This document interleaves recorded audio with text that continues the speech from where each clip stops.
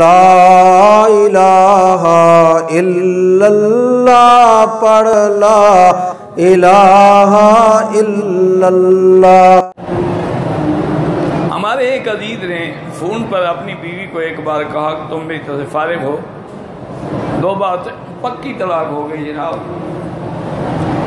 Phone پہ کہے یا کچھ کہے، فون پہ طلاق ہو جاتی ہے، نکاح نہیں ہوتا، کیونکہ نکاح میں دونوں کا ایک جگہ ہونا ضروری ہے ایجاب قبول کے لیے۔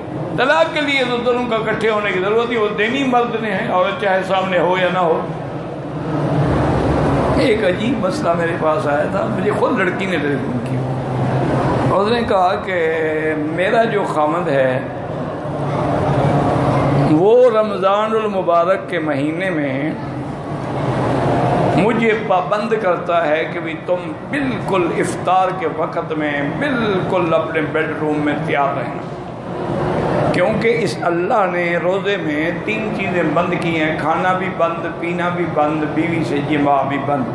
کھانے سے بھی افطار ہو جاتا ہے، پینے میں تمہارے ساتھ جماع کر کے افطار کیا کروں۔ انہوں نے کہا جی میں ایک عذاب میں مبتلا ہوں، وہاں سے امام اللہ اکبر کہتا ہے اور یہ جماع شروع کر دیتا ہے۔ یہ تو اپنی خواہش پوری کر کے غسل کیا، بھاگ گیا، نماز میں پہنچ گیا۔ میں عورت کی درجہ ہوں، میرے آخر بال ہیں، پانی سے خشک ہوں گے، نہاؤں گی، پھر جا کے نماز پڑھوں گی۔ دوسرے کمرے میں بچے جو ہیں وہ افطار دسترخوان پہ بیٹھے ہوئے اور یہ یہاں اندر افطار کر رہا ہے۔ انا للہ و انا الیہ راجعون۔ یہی ہے ہم جو کہتے ہیں کہ حدیث جو خود سمجھتے ہیں نا، پھر یہی حال ہوتا ہے۔ وہ اللہ کے بندے ہیں کہ اس عمل پر کبھی اللہ کے نبی نے یا صحابہ نے بھی عمل کیا کہ تمہیں سمجھ آیا؟ کچھ تو خدا کا خوف کرو۔ پہلے تو اسلام میں یعنی جیسے دن کو میاں بیوی کا ملنا منع تھا روزے میں، اسی طرح اگر رات کو سو گیا اس کے بعد بھی منع، کھانا پینا بھی منع۔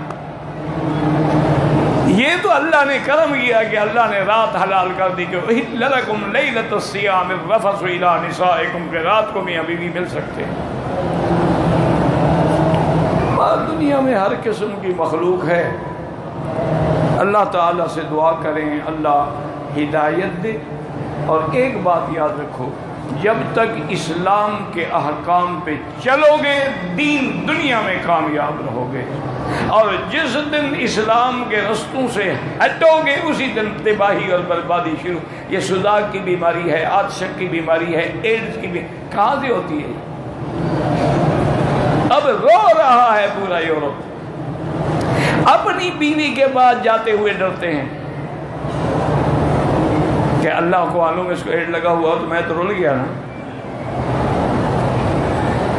تو یہ جتنے غلط کام ہیں، عورتوں سے بدفعلی کرنا، غلط مقام استعمال کرنا، اور بعض عورتیں نعوذ باللہ ریچھ سے، کتوں سے جماع کرواتی ہیں، اس کا انجام جو ہے یہ ایڈز ہوتا ہے۔